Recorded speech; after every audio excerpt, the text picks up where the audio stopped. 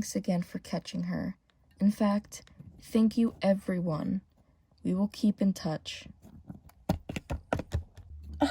Get off me! You're holding me too tight, it hurts.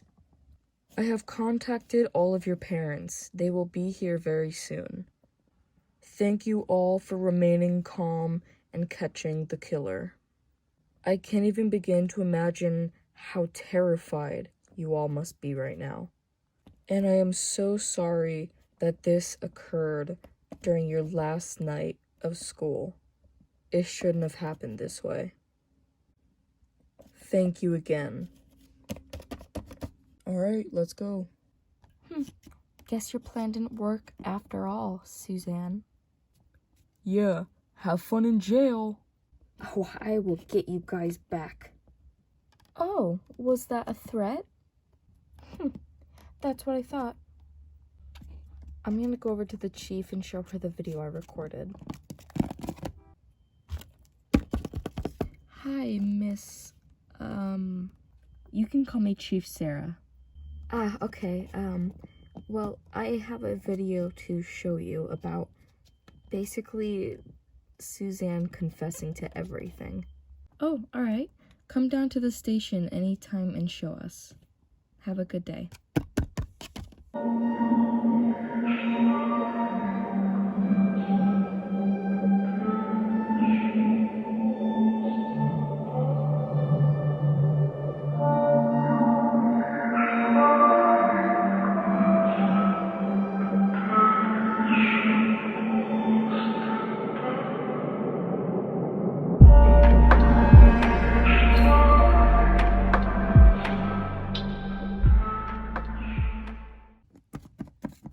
Hey, June. Oh, what's up?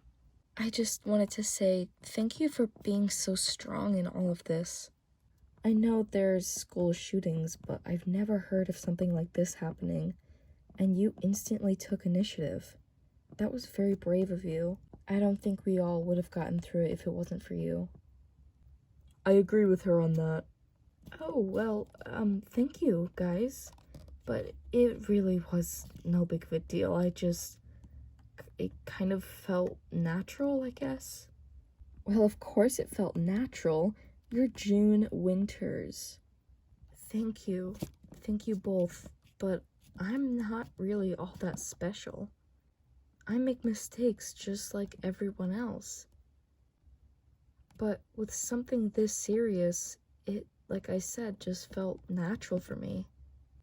That's just who I am. I help people.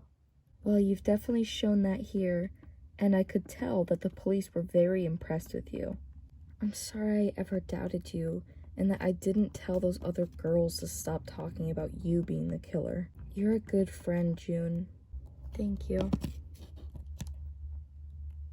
Ugh, I am dreading what my parents are gonna say about this. I just want to go home and go to bed. Oh, dog, I didn't even think about that. Ugh, well, I guess we'll see. With my parents, I already know what they're gonna say. They're probably gonna be like, see, June, this is why we're so protective of you, and why we're so hard on you. Ugh, I'm dreading that conversation. Oh, well, I wish you luck. See you later. Yeah, see you later. Hey, June, can I talk to you for a second? Alone? Sure.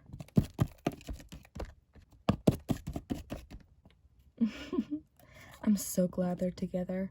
Right? It's about time. Yeah, they've been eyeing each other for so long. It was so obvious. Wait, they were? I didn't even notice. Oh, David. If I know your parents well enough, I know they would have asked this question already, but, I just figured I'd hear it from you. Do you have any plans after graduation? I mean, it's obviously no rush if you don't. I just had something in mind, and I didn't know if you were going to be okay with this, so I just wanted to talk to you about it first. You're so cute when you're nervous, Jer. But no, I don't really have any plans so far. I don't even know if I actually want to go to college. I just told them that so that they got off my back.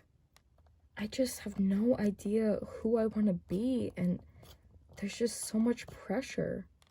How am I going to know at 18 where I'm going to be, where I'm going to end up, and what I want to do? It just seems like a lot of pressure to put on teens. I get that starting earlier gives you a better chance of success and learning from your mistakes at an earlier age so that later in life you are more successful. But for most of us, especially with the people who have certain disorders or disabilities or mental illness or anything like that, it's harder for us.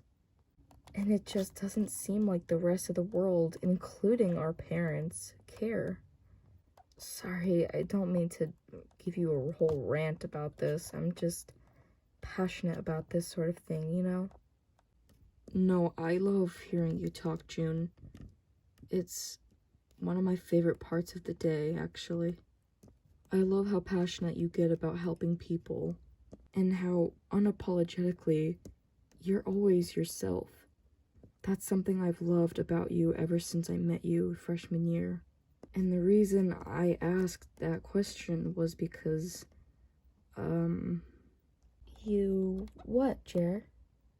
I was wondering if you'd want to move in together?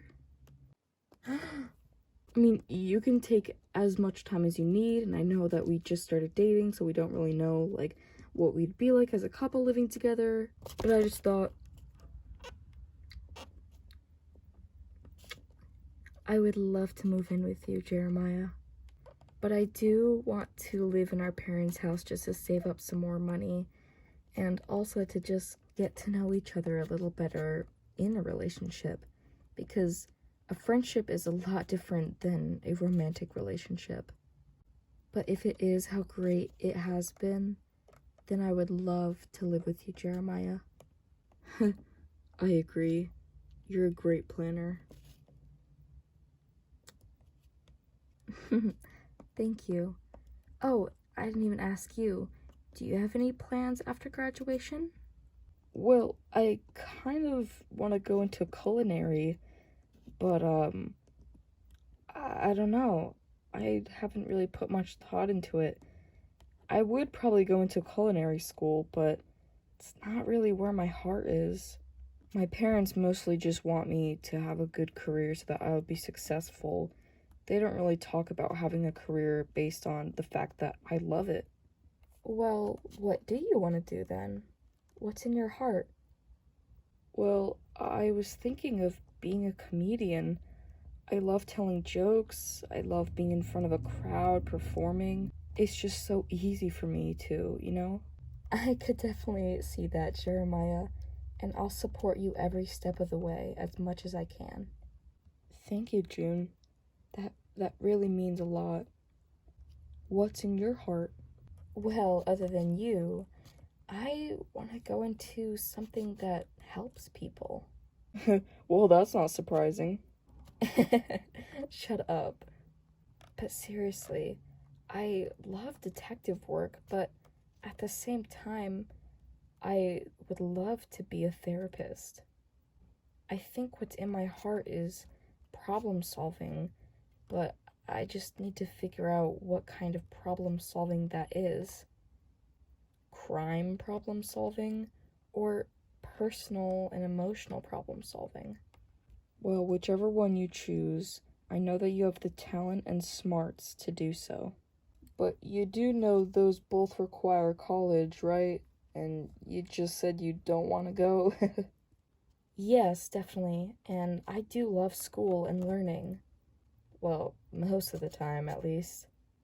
I just meant right now, I don't want to jump into anything until I'm really sure what I want to do.